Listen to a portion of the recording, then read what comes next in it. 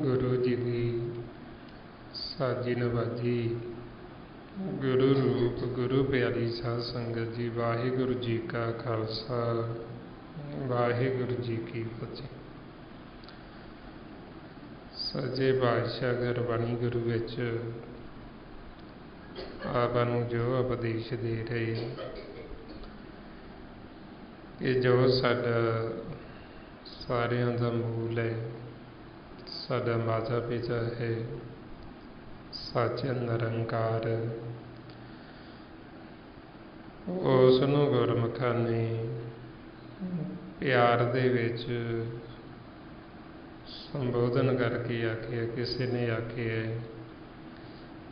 भी तू साडा माता पिता है, तू साडा पति परमेश्वर है, तू साडा मित्र है, तूं साडा सारा कुछ। हुण जीव चाहे अपने लोभ की खातर, अपने स्वार्थ की खातर भी परमात्मा दे नाल मित्रता कर लवे, उन्होंने आपदा मित्र बना लवे, फिर भी वो ऐसा मित्र है भी चाहे असी आपदे लोभ की खातर कीता, फिर भी वो साडे सारे मनोरथ पूरे कर दिंदा ते सानूं जीवन मुक्त कर दिंदा। महाराज सच्चे पातशाह फरमाउंदे, आपने लोभ को कीनो मीत, सगल पदार्थ मुक्त पद दीत। भी चाहे असी आपदे लोभ की खातर भी उन्होंने मित्र बनाइए, फिर भी वो साडे सारे मनोरथ पूरे कर दिंदा। तो ऐसा मित्र जो मालक सच्चे पातशाह कहते भी सारे उसनूं आपदा मित्र बनाओ, बई उस मित्र के दर तो कोई खाली नहीं मुड़दा, जो जीव की इच्छा होंदी वो पूरी कर दिंदा। महाराज कहते ऐसा मीत करो सब कोई, जाजे व्यर्थ कोई ना होए। बई ਉਹਦੇ दर तो कोई खाली नहीं जाता, क्योंकि वो साडा ही मन की जो इच्छा होंदी वो पूरी कर दिंदा। इसलिए कहते भी चाहे असी आपदे स्वार्थ की खातर ही उसनूं हिरदे विच वसा लीए, ਤੇ ਫਿਰ ਵੀ ਉਹ ਸਾਡੇ ਜਿਹੜੇ ਦੁੱਖ ਮਨ ਨੂੰ ਜਿਹੜੇ ਲੱਗੇ, ਸਾਡੇ ਮਨ ਦੇ ਦੁੱਖ ਤਕਲੀਫਾਂ ਉਹ ਸਾਰੀਆਂ ਖਤਮ ਕਰ ਦਿੰਦਾ। ਮਹਾਰਾਜ ਕਹਿੰਦੇ ਆਪਣੇ ਸਵਾਈ ਰਿਦੇ ਲੈ ਧਾਰਿਆ, ਦੁਖ ਦਰਦ ਰੋਗ ਸਗਲ ਵਿਧਾਰਿਆ। ਬਈ ਆਪਦੇ ਸਵਾਰਥ ਦੀ ਖਾਤਰ ਹੀ ਅਸੀਂ ਕੀਤਾ, ਆਪਦੀ ਸਵਾਰਥ ਖਾਤਰ ਹੀ ਉਹਨੂੰ ਮਿੱਤਰ ਬਣਾਇਆ,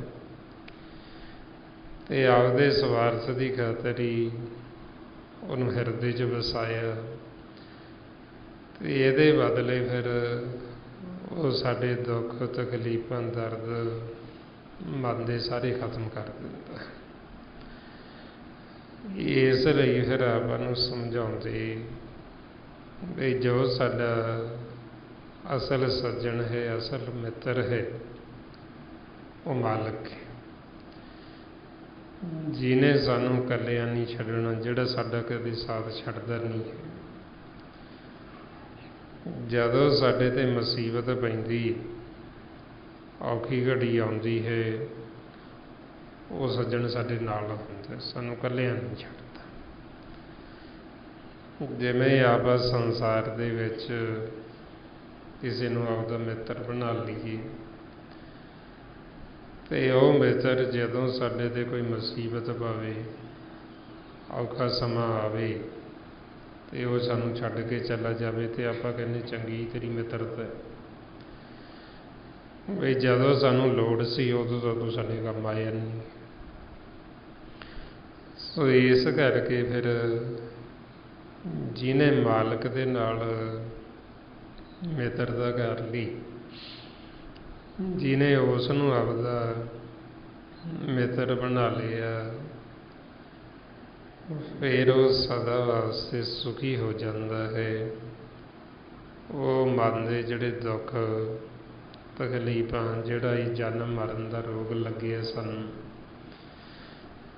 ਜੋ ਵਾਰ-ਵਾਰ ਅਸੀਂ ਆਕਾਰਾਂ ਦੇ ਵਿੱਚ ਆਉਂਦੇ ਹਾਂ, ਉਹ ਸਾਡਾ ਮਿੱਤਰ ਹੀ ਸਾਡਾ ਰੋਗ ਹੀ ਖਤਮ ਕਰ ਦਿੰਦਾ।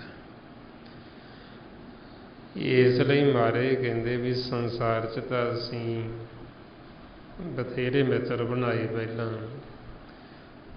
ਪਰ ਸਾਡੇ ਮਨ ਦਾ ਜਿਹੜਾ ਦੁੱਖ ਸੀ ਉਹ ਦੁੱਖ ਖਤਮ ਨਾ ਹੋਏ, ਮਨ ਸੁਖੀ ਨਾ ਹੋਇਆ। ਕਦੋਂ ਮਨ ਸੁਖੀ ਹੋਇਆ? ਜਦੋਂ ਫਿਰ ਇੱਕ ਨੂੰ ਆਪਦਾ ਸੱਜਣ ਬਣਾਏ।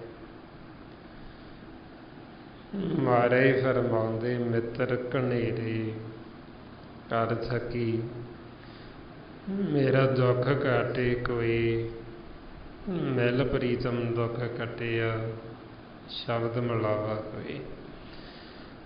ਬਈ ਦੁੱਖ ਕਦੋਂ ਕੱਟੇ ਗਏ? ਜਦੋਂ ਮਾਲਕ ਦੇ ਨਾਲ ਮਿੱਤਰਤਾ ਹੋਈ, ਜਦੋਂ ਉਹਨੂੰ ਆਪਦਾ ਸੱਜਣ ਬਣਾਇਆ। ਇਸ ਵਾਸਤੇ ਜੇ ਸਾਡਾ ਇੱਕ ਮਿੱਤਰ ਮਾਲਕ, ਜੇ ਉਹ ਸਾਡਾ ਸੱਜਣ, ਫਿਰ ਸਾਡੇ ਸਾਰੇ ਸੱਜਣ ਨੇ, ਕਿਸੇ ਦੇ ਨਾਲ ਸਾਡਾ ਕੋਈ ਵੈਰ ਵਿਰੋਧ ਰਹਿੰਦਾ ਹੀ ਨਹੀਂ। ਮਹਾਰਾਜ ਕਹਿੰਦੇ ਇੱਕ ਸੱਜਣ ਸਭ ਸੱਜਣ, ਇੱਕ ਵੈਰੀ ਸਭ ਆਦ। ਜੇ ਹੁਣ ਇੱਕ ਨੂੰ ਤਾਂ ਅਸੀਂ ਆਪਦਾ ਮਿੱਤਰ ਬਣਾਇਆ, ਸੰਸਾਰ ਦੇ ਵਿੱਚ ਫਿਰ ਅਸੀਂ ਜਿੰਨੇ ਮਰਜ਼ੀ ਮਿੱਤਰ ਬਣਾ ਲਈਏ, ਹੋਰ ਇਹਦੇ ਨਾਲ ਸਾਡੇ ਮਨ ਨੂੰ ਸੁੱਖ ਨਹੀਂ ਮਿਲਦਾ। ਫਿਰ ਸੁੱਖ ਤਾਂ ਹੀ ਮਿਲਣਾ ਜੇ ਅਸੀਂ ਇੱਕ ਨੂੰ ਆਪਦਾ ਮਿੱਤਰ ਬਣਾਵਾਂਗੇ, ਉਹਦੇ ਨਾਲ ਚਿੱਤ ਲਾਵਾਂਗੇ। ਮਹਾਰਾਜ ਫਰਮਾਉਂਦੇ ਕਬੀਰ ਸੁਖ ਨ ਇਹ ਜਗ, ਇਹ ਜੋ ਬਹੁਤੇ ਮੀਤ, ਜੋ ਚਿਤ ਰਾਖੇ ਇਕ ਸਿਉ ਤੇ ਸੁਖ ਪਾਵੇ ਨੀਤ। ਬਈ ਜਿਨ੍ਹਾਂ ਨੇ ਚਿੱਤ ਇੱਕ ਨਾਲ ਲਾਇਆ, ਉਹ ਨਿਤ ਸੁਖੀ ਨੇ, ਸਦਾ ਸੁਖੀ ਨੇ। ਜਿਨ੍ਹਾਂ ਨੇ ਸੰਸਾਰ ਦੇ ਵਿੱਚ ਹੋਰ ਤਾਂ ਮਿੱਤਰ ਬਣਾਏ, पर मालक नूं मित्र नहीं बनाया। उन्हां दा जिहड़ा मन वो फिर सुखी नहीं हुंदा, वो दुख विच रहिंदा है। इस वास्ते फिर आपां नूं समझाउंदे भी जदों असीं इस मार्ग दे उत्ते चलदे हां, परमात्मा नूं मिलाप देते, इस मार्ग ते चलदे होए असल अपना जिहड़ा संगी साथी हुंदा है वो शब्द गुरु हुंदा, नाम, उस नूं भी सज्जण आखिए। बई जिथे साडे मन तो लेखा लिया जांदा, हिसाब लिया जांदा, वो सज्जण उत्थे भी खड़ा हुंदा है। इसलिए मारे कहते सज्जण सही नाल मैं चलदियां नाल चलन, जिथे लेखा मंगीए तिथे खड़े दे सन। बई जिथों साडे लेखा लिया जाना, जदों साडे ते मुसीबत आउणी, औखी घड़ी आउणी, वो सज्जण उदों भी उत्थे नाल खड़ा है। सो इस वास्ते फिर जिन्हें साडा साथ ही छड्ड जाना औखे समय, ते आपां कहने भी वो काहदा मित्र होए, वो काहदा सज्जण होए।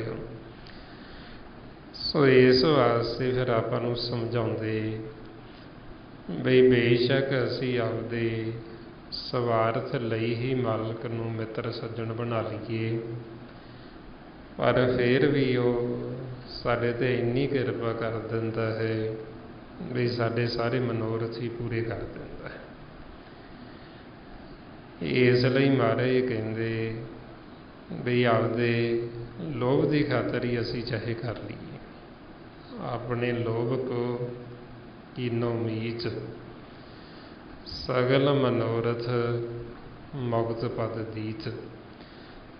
बई जे असीं मित्रता भी कीती ते आपदे लोभ की खातर कीती, आपदे लालच की खातर कीती, पर मालक फिर भी एडा दयालु कृपालु है, कोई उन्होंने लोभ की खातर ही चेते कर लवे, वो फिर भी किरपा कर दिंदे।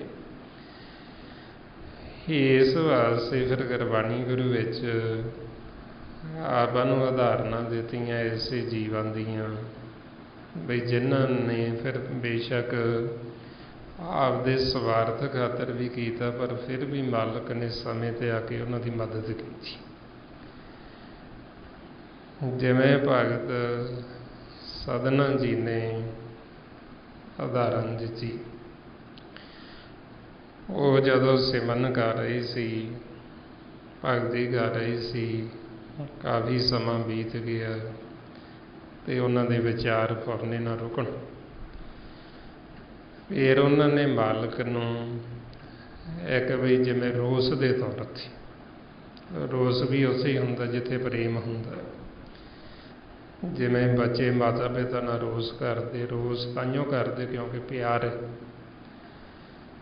सो उन्होंने फिर एक रोस दे वजों मालक नूं आखिया भी कोई जीव सी बई उहने विष्णु का रूप धारण करके, बई कोई लड़की सी राजे जी, उन्हें शर्त ये रखी भी मैं उहदे नाल विआह कराऊं, भी जिहड़ा विष्णु है भी उहदे नाल मैं विआह करावांगी।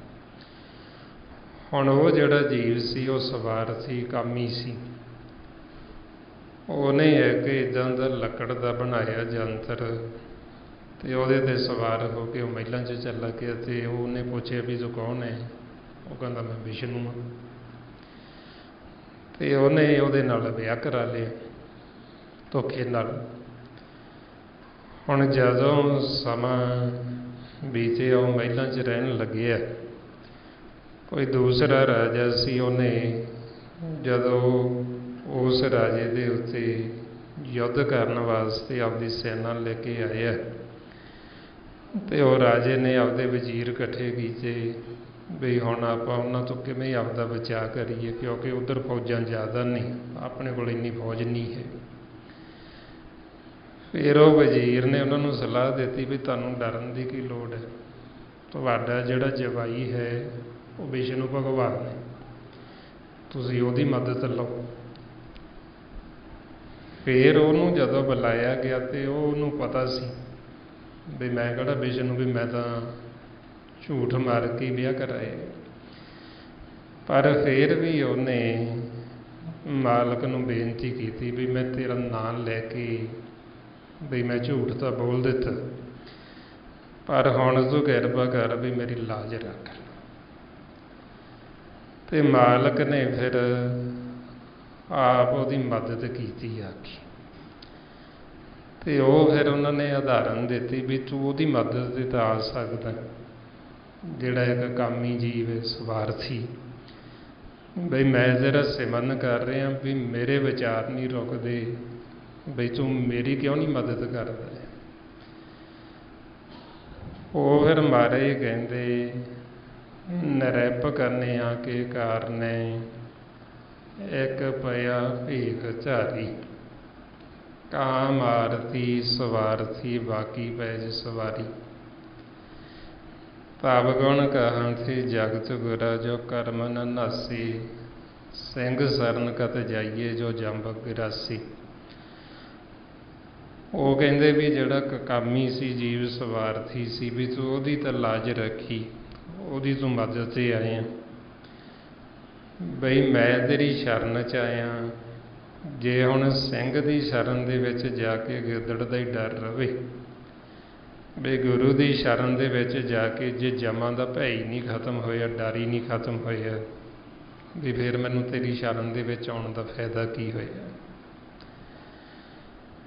ਫਿਰ ਉਹਨਾਂ ਨੇ ਆਖਿਆ ਵੀ ਜਿਵੇਂ ਇੱਕ ਚਾਂਤਰਕ ਹੈ, ਚਾਂਤਰਕ ਹੁਣ ਸਵਾਚੀ ਬੂੰਦ ਦੀ ਖਾਤਰ ਉਪਕਾਰ ਕਰਦਾ। ਬੰਬੀਹੇ ਨੂੰ ਚਾਤਰਕ ਦਾ ਵੀ ਨਾਂ ਦਿੱਤਾ। ਹੁਣ ਉਹ ਜਿਹੜਾ ਬੰਬੀਹਾ ਹੁੰਦਾ ਉਹ ਸਿੱਧਾ ਪਾਣੀ ਨਹੀਂ ਪੀ ਸਕਦਾ, ਉਹਦੇ ਗਲੇ ਕੰਠ ਦੇ ਵਿੱਚ ਗਲੀ ਹੁੰਦੀ, ਉਹ ਪਾਣੀ ਪੀਵੇ ਤੇ ਉੱਥੋਂ ਦੀ ਬਾਹਰ ਨਿਕਲ ਜਾਂਦਾ। ਇਸ ਕਰਕੇ ਉਹਦੀ ਇਹ ਪਾਣੀ ਦੇ ਨਾਲ ਪਿਆਸ ਹੈ ਜਿਹੜੀ ਬੁਝਦੀ ਨਹੀਂ ਹੈ, ਉਹਦੀ ਤ੍ਰਿਪਤੀ ਨਹੀਂ ਹੁੰਦੀ। ਉਹ ਫਿਰ ਪੁਕਾਰ ਕਰਦਾ ਮਾਲਕ ਨੂੰ ਵੀ ਮੇਰੀ ਪਿਆਸ ਬੁਝੇ। ਉਹਦੇ ਵਾਸਤੇ ਫਿਰ ਉਹ ਜਦੋਂ ਪੁਕਾਰ ਕਰਦਾ ਤੇ ਹੁਣ ਉਹ ਜੇ ਪੁਕਾਰ ਕਰੇ ਤੇ ਬਾਰਿਸ਼ ਆਵੇ ਨਾ, ਮੀਂਹ ਪਵੇ ਨਾ, ਸਵਾਤੀ ਬੂੰਦ ਉਹਦੇ ਮੁੱਖ 'ਚ ਕੰਠ 'ਚ ਡਿੱਗੇ ਨਾ, ਤੇ ਉਹਦੀ ਤ੍ਰਿਪਤੀ ਨਹੀਂ ਹੁੰਦੀ। ਹੁਣ ਉਹ ਪੁਕਾਰ ਕਰ ਰਿਹਾ ਤੇ ਪੁਕਾਰ ਕਰਦਾ ਕਰਦਾ ਉਹਦੇ ਪ੍ਰਾਣ ਨਿਕਲ ਜਾਣ, ਸਮਾਂ ਉਹਦਾ ਖਤਮ ਹੋ ਜੇ, ਤੇ ਉਦੋਂ ਬਾਅਦ 'ਚੋਂ ਜਿੰਨਾ ਮਰਜ਼ੀ ਮੀਂਹ ਪਈ ਜਾਵੇ ਉਹਨੂੰ ਉਹਦਾ ਕੀ ਫਾਇਦਾ, ਉਹਦਾ ਕੀ ਲਾਹਾ। ਫਿਰ ਉਹਨਾਂ ਨੇ ਉਹਦੀ ਉਦਾਹਰਨ ਦਿੱਤੀ। ਮਹਾਰਾਜ ਕਹਿੰਦੇ ਇੱਕ ਬੂੰਦ ਜਲ ਕਾਰਨੇ ਚਾਂਤਰਿਕ ਦੁੱਖ ਪਾਵੇ। ਬਈ ਇੱਕ ਬੂੰਦ ਦੀ ਖਾਤਰ ਉਹ ਤੜਫ ਰਿਹਾ, ਪੁਕਾਰ ਕਰ ਰਿਹਾ, ਵੀ ਜੇ ਉਹਦੇ ਪ੍ਰਾਣ ਹੀ ਖਤਮ ਹੋ ਗਏ ਤੇ ਫਿਰ ਜਿੰਨੀ ਮਰਜ਼ੀ ਬਾਰਿਸ਼ ਪਈ ਜਾਵੇ ਉਹਨੂੰ ਉਹਦਾ ਕੋਈ ਲਾਹਾ ਨਹੀਂ, ਕੋਈ ਫਾਇਦਾ ਨਹੀਂ ਹੈ। ਇਸੇ ਤਰ੍ਹਾਂ ਹੀ ਵੀ ਇੱਕ ਜੀਵ ਡੁੱਬ ਰਿਹਾ, ਡੁੱਬਦੇ ਨੂੰ ਉਹਨੂੰ ਸਹਾਰੇ ਦੀ ਲੋੜ ਹੈ, ਤੇ ਜੇ ਉਹ ਡੁੱਬ ਹੀ ਗਿਆ ਫਿਰ ਚਾਹੇ ਬੇੜੀ ਜਹਾਜ਼ ਆ ਜੇ, ਉਹਨੂੰ ਉਹਦਾ ਕੀ ਫਾਇਦਾ, ਉਹਦਾ ਕੀ ਲਾਹਾ। ਸੋ ਇਸ ਤਰ੍ਹਾਂ ਫਿਰ ਉਹਨਾਂ ਨੇ ਜਦੋਂ ਇਹ ਫਿਰ ਮਾਲਕ ਨੂੰ ਪਿਆਰ ਦੇ ਵਿੱਚ ਹੀ ਰੋਸ ਕੀਤਾ ਵੀ ਉਹ ਬਈ ਹੁਣ ਮੈਂ ਤੇਰੀ ਸ਼ਰਨ ਦੇ ਵਿੱਚ ਆਈ ਹਾਂ, ਬਈ ਮੇਰਾ ਕੁਝ ਨਹੀਂ ਹੈ, ਮੇਰਾ ਸਮਾਂ ਬੀਤਦਾ ਜਾ ਰਿਹਾ, ਕੋਈ ਪਤਾ ਨਹੀਂ ਸਮਾਂ ਕਦੋਂ ਖਤਮ ਹੋ ਜਾਣਾ ਹੈ, ਬਈ ਹੁਣ ਸਾਡੀ ਸ਼ਰਨ ਦੇ ਵਿੱਚ ਆਇਆਂ ਦੀ ਇੱਜ਼ਤ ਪੱਤ ਰੱਖ ਲੈ। ਮਹਾਰਾਜ ਕਹਿੰਦੇ ਮੈਂ ਨਾਹੀ ਕਿਛ ਹੋ ਨਾਹੀ ਕਿਛ ਆਹੇ ਨਾ ਮੋਰਾ, ਅਵਸਰ ਲੱਜਾ ਰਾਖ ਲਿਹੋ ਸਦਨਾ ਜਨ ਤੋਰਾ। ਬਈ ਹੈ ਤਾਂ ਮੈਂ ਤੇਰਾ ਹੀ ਹਾਂ, ਹੁਣ ਲੱਜਾ ਰੱਖ, ਲਾਜ ਰੱਖ। ਸੋ ਇਸ ਵਾਸਤੇ ਜਦੋਂ ਫਿਰ ਸਾਡਾ ਮਨ ਇਸ ਤਰ੍ਹਾਂ ਡਿੱਗਦਾ, ਆਪਾਂ ਸਮਰਪਣ ਕਰਦਾ ਹੈ, ਫਿਰ ਉਹ ਮਾਲਕ ਸਾਡੀ ਇੱਜ਼ਤ ਪੱਤ ਰੱਖਦਾ। ਇਸ ਵਾਸਤੇ ਫਿਰ ਸਾਨੂੰ ਸਮਝਾਉਂਦੇ ਵੀ ਮਾਲਕ ਨੂੰ ਬੇਨਤੀ ਕਰੋ, ਜੋਦੜੀ ਕਰੋ, ਉਹਨੂੰ ਅਰਦਾਸ ਕਰੋ। ਹੁਣ ਇਹ ਜਿਹੜਾ ਆਪਾਂ ਸਿਮਰਨ ਕਰਦੇ ਹਾਂ, ਆਪਾਂ ਬੇਨਤੀਆਂ ਜੋਦੜੀਆਂ ਕਰਦੇ ਹਾਂ, ਅਰਦਾਸਾਂ ਹੀ ਕਰਦੇ ਹਾਂ। ਹੋਰ ਅਰਦਾਸ ਕੋਈ ਇਹ ਅੱਖਰਾਂ ਦਾ ਇਕੱਲਾ ਮੇਲ ਜੋਲ ਨਹੀਂ ਹੁੰਦਾ। ਅਰਦਾਸ अंदर दी पुकार हुंदी, मन दे विचों निकली हुई कूक। बई जदों साडा मन पुकार करता है फिर वो मालक सुणदा है। जिवें बंबईहा पुकार जदों करदा है ते फिर वो मेघे नूं फरमान हुंदा भी हुण वरसो। फिर वो जदों मींह पैंदा वो कंठ उपर नूं करके जदों बैठ जांदा है ते फिर उहदे कंठ दे विच वो सवाती बूंद डिगदी है ते उहदे नाल उहदी तृप्ति हुंदी। जिस नूं महाराज कहंदे बंबीहा अमृत वेले बोलिया, पां दर सुनी पुकार, मेघे नूं फरमान होवा बरसो किरपा धार।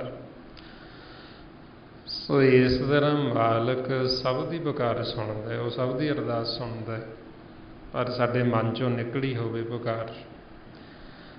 सो इस वास्ते फिर ये साडे मन चों फिर ही निकलदी जदों असीं लगातार ही अभ्यास करते, सिमन करते करते ज्यों-ज्यों साडे मन की मैल लथेगी, ज्यों-ज्यों मन की मैल लएगी, त्यों-त्यों फिर इहदी जिहड़ी पुकार वो सुनी जाती।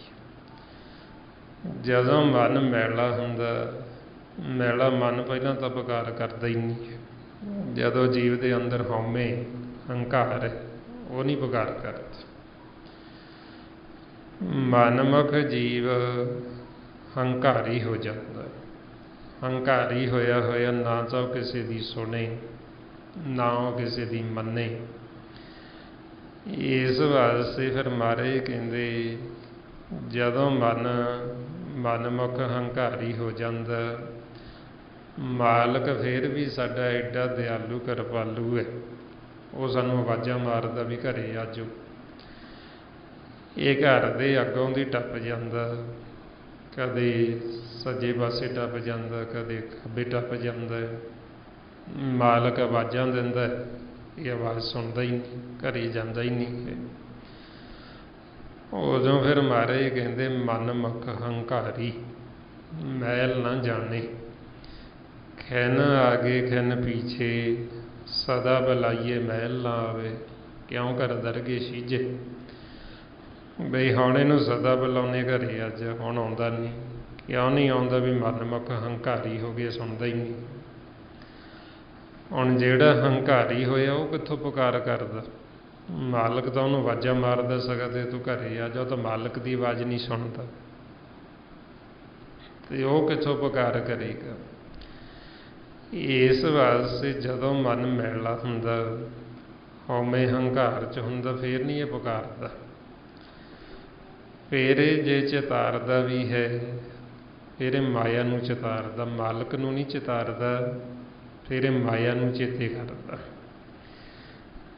जिवें महाराज कहंदे भी कूंज दूर उड़ के आ जांदी चोगा चुगण वास्ते, वो चौगदी ते आपदे बच्चों नूं चेते करदी, उन्हां दा सिमरन करदी, फिर चौगदी फिर चितारदी। इसे तरह ही जदों साडा मन मनमुख होया हुंदा, वो माया नूं चितारदा। महाराज कहंदे कबीर चुगे चितारे भी चुगे, चुग चुग चितारे, जैसे बछरे कूंज मन माया ममतारे। बई उदों फिर ये मालक नूं नहीं चेते करदा, परमात्मा नूं, ये माया नूं चेते करदा, माया दा भयारी बनिया हुंदा। इस वास्ते फिर उदों नहीं पुकार करेगा, उदों जे करेगा भी तो माया वास्ते करेगा। सो इस वास्ते फिर महाराज समझाउंदे भी ये साडा मन उदों ही पुकार करदा जदों फिर सानूं ज्ञान हुंदा, जदों असीं सत्संगत करते हैं, सानूं थोड़ी जी सोझी आउंदी, फिर असीं आपदे वास्ते पुकार करते हैं। नहीं तो पहलां असीं दूजे वास्ते करी जाने। दूजा की है शरीर, शरीर दूजा है, पहलां असीं मंगदे हैं, ये शरीर वास्ते मंगी जाने, शरीर की तंदुरुस्ती, शरीर वास्ते सुख सहूलतां, आपदे मन वास्ते तो मंगदी कुछ नहीं है। ਜਦੋਂ ਫਿਰ ਆਪਾਂ ਨੂੰ ਗਿਆਨ ਹੁੰਦਾ, ਸੋਝੀ ਆਉਂਦੀ, ਫਿਰ ਅਸੀਂ ਆਪਦੇ ਵਾਸਤੇ ਮੰਗਦੇ ਹਾਂ। ਤੇ ਇਸ ਵਾਸਤੇ ਫਿਰ ਆਪਾਂ ਨੂੰ ਸਮਝਾਉਂਦੇ ਬਈ ਆਪਦੇ ਵਾਸਤੇ ਮੰਗਣਾ ਕੀ ਹੈ। ਫਿਰ ਅਸੀਂ ਆਪਦੇ ਵਾਸਤੇ ਮੰਗਣਾ ਮਾਲਕ ਦਾ ਸਿਮਰਨ, ਮਾਲਕ ਦੀ ਬੰਦਗੀ, ਭਗਤੀ, ਪ੍ਰੇਮਾ ਭਗਤੀ, ਅਸੀਂ ਉਹ ਮੰਗਣਾ। ਜਿਸ ਨੂੰ ਮਹਾਰਾਜ ਕਹਿੰਦੇ ਮੰਗ ਨਾ ਮੰਗਨ ਨੀਕਾ, ਹਰ ਜਸ ਗੁਰ ਤੇ ਮੰਗਣਾ। ਬਈ ਜਦੋਂ ਅਸੀਂ ਫਿਰ ਮੰਗਦੇ ਹਾਂ ਤੇ ਮਹਾਰਾਜ ਕਹਿੰਦੇ ਮੰਗਣਾ ਚੰਗਾ ਕਿਹੜਾ, ਪਰਮਾਤਮਾ ਦਾ ਸਿਮਰਨ ਮੰਗਣਾ। ਬਈ ਮਹਾਰਾਜ ਸਾਡੇ 'ਤੇ ਕਿਰਪਾ ਕਰ, ਬਈ ਸਾਡੇ ਜੀਵਨ 'ਚ ਤੇਰਾ ਸਿਮਰਨ ਆ ਜੇ, ਸਾਡੇ ਜੀਵਨ 'ਚ ਤੇਰੀ ਭਗਤੀ ਆ ਜੇ, ਇਹ ਅਸੀਂ ਮੰਗਣਾ। ਹੁਣ ਜਦੋਂ ਅਸੀਂ ਇਹ ਮੰਗਾਂਗੇ ਤੇ ਮਾਲਕ ਸਾਡੇ 'ਤੇ ਕਿਰਪਾ ਕਰਦੇ, ਕਿਉਂਕਿ ਜੋ ਅਸੀਂ ਮੰਗਦੇ ਮਾਲਕ ਤੋਂ ਫਿਰ ਸਾਨੂੰ ਉਹੀਓ ਦਿੰਦਾ ਹੈ। ਮਹਾਰਾਜ ਕਹਿੰਦੇ ਜੋ ਮੰਗੇ ਠਾਕਰ ਆਪਣੇ ਤੇ ਸੋਈ ਸੋਈ ਦੇਵੈ। ਮਾਲਕ ਐਡਾ ਦਿਆਲੂ ਕਿਰਪਾਲੂ ਹੈ, ਚਾਹੇ ਉਹਨੂੰ ਕੋਈ ਜਾਣਦਾ ਹੈ, ਚਾਹੇ ਕੋਈ ਨਹੀਂ ਜਾਣਦਾ, ਪਰ ਫਿਰ ਵੀ ਉਹ ਸਾਰਿਆਂ ਦਾ ਖਿਆਲ ਰੱਖਦਾ। ਸਾਰਿਆਂ ਦੇ ਮਨ ਦੀਆਂ ਲੋੜਾਂ, ਤਨ ਦੀਆਂ ਲੋੜਾਂ ਸਮੇਂ ਸਮੇਂ ਮੁਤਾਬਕ ਉਹ ਸਾਡੀਆਂ ਪੂਰੀਆਂ ਕਰਦਾ ਹੀ ਰਹਿੰਦਾ ਹੈ। ਉਹਨੂੰ ਪਤਾ ਹੈ ਵੀ ਮੇਰੇ ਬੱਚੇ ਨੂੰ ਕਿੰਨੀ ਲੋੜ ਹੈ, ਕਿਹੜੀ ਚੀਜ਼ ਦੀ ਲੋੜ ਹੈ, ਕਿਹੜੀ ਚੀਜ਼ ਇਹਨਾਂ ਵਾਸਤੇ ਚੰਗੀ ਹੈ, ਕਿਹੜੀ ਮਾੜੀ ਹੈ, ਉਹਨੂੰ ਸਭ ਪਤਾ ਹੈ। ਇਸ ਵਾਸਤੇ ਸਾਨੂੰ ਮੰਗਣ ਦੀ ਲੋੜ ਨਹੀਂ, ਉਹ ਬਿਨਾਂ ਬੋਲਿਆਂ ਤੋਂ ਹੀ ਜਾਣਦਾ ਹੈ। ਮਹਾਰਾਜ ਕਹਿੰਦੇ ਬਿਨ ਬੋਲਿਆਂ ਸਭ ਕੁਛ ਜਾਣਦਾ, ਇਸ ਆਗੇ ਕੀਜੇ ਅਰਦਾਸ। ਬਈ ਉਹਨੂੰ ਪਤਾ ਹੈ ਵੀ ਇਹਨਾਂ ਨੂੰ ਕਿਹੜੀ ਚੀਜ਼ ਦੀ ਕਦੋਂ ਲੋੜ ਹੈ। ਜਿੰਨੀ ਸਾਨੂੰ ਜ਼ਰੂਰਤ ਹੈ ਉਹਨਾਂ ਦਾ ਸਾਨੂੰ ਉਹ ਬਿਨਾਂ ਮੰਗਿਆਂ ਤੋਂ ਹੀ ਦਿੱਤੀ ਜਾਂਦਾ ਵੀ ਇਹਨੂੰ ਲੋੜ ਹੈ। ਜਦੋਂ ਅਸੀਂ ਲੋਭ ਵਸ ਹੋ ਕੇ ਮੰਗਦੇ ਹਾਂ ਫਿਰ ਸਾਨੂੰ ਕਹਿੰਦੇ ਤੁਹਾਡੇ ਵਾਸਤੇ ਜ਼ਹਿਰ ਹੈ, ਵਿਖ ਹੈ ਜਿਹੜੀ ਤੁਸੀਂ ਮੰਗ ਰਹੇ ਹੋ, ਇਸ ਵਿਖ ਜ਼ਹਿਰ ਨੇ ਤੁਹਾਡਾ ਸਾਥ ਨਹੀਂ ਦੇਣਾ, ਤੁਹਾਡੇ ਨਾਲ ਨਹੀਂ ਜਾਣਾ। ਬਈ ਜਿਹੜੀ ਚੀਜ਼ ਨੇ ਤੁਹਾਡਾ ਸਾਥ ਦੇਣਾ ਨਾਮ ਨੇ, ਜਿਹਦੇ ਨਾਲ ਤੁਸੀਂ ਸਦਾ ਵਾਸਤੇ ਸੁਖੀ ਹੋਣਾ, ਤੁਸੀਂ ਉਹ ਮੰਗੋ।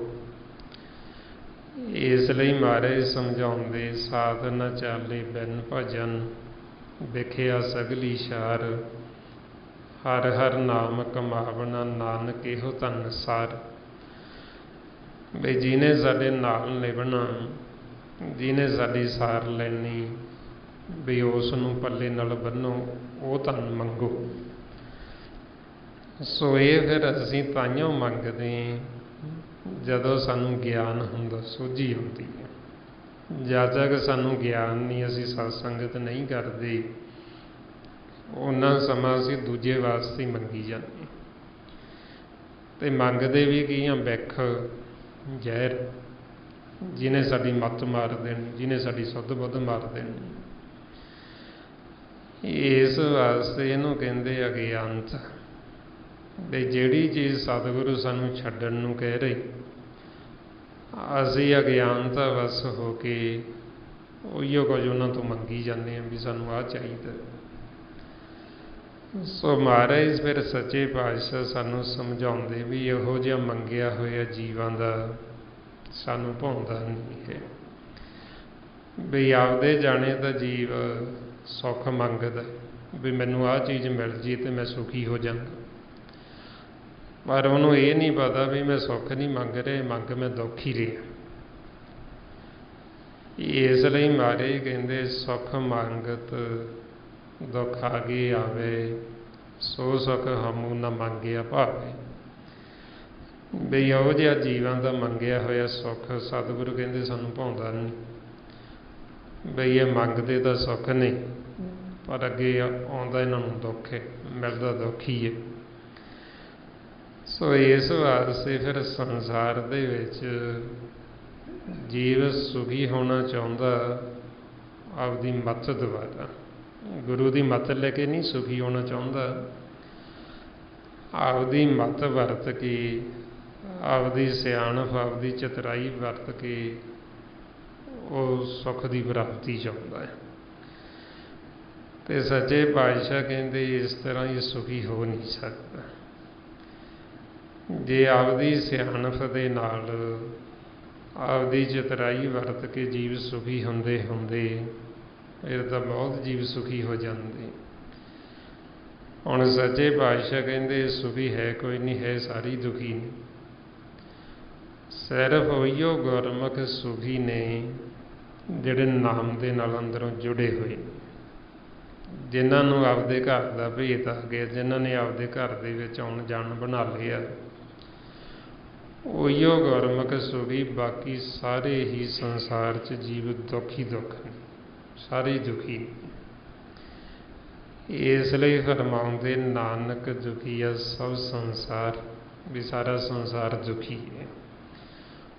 ਹੁਣ ਇਹ ਦੁਖੀ ਕਿਉਂ ਨੇ? ਕਿਉਂਕਿ ਆਪਦੀ ਮੱਤ ਵਰਤਦੇ, ਮੰਗਦੇ ਸੌਖੀ ਨੇ, ਕੋਈ ਦੁੱਖ ਥੋੜ੍ਹੀ ਮੰਗਦਾ। ਹਰ ਇੱਕ ਜੀਵ ਜਿੱਥੇ ਵੀ ਜਾਂਦਾ, ਕਿਸੇ ਨੂੰ ਵੀ ਉਹ ਮੰਨਦਾ ਹੈ, ਕਿਤੇ ਵੀ ਉਹ ਜਾਂਦਾ ਹੈ, ਕਾਹਦੇ ਵਾਸਤੇ?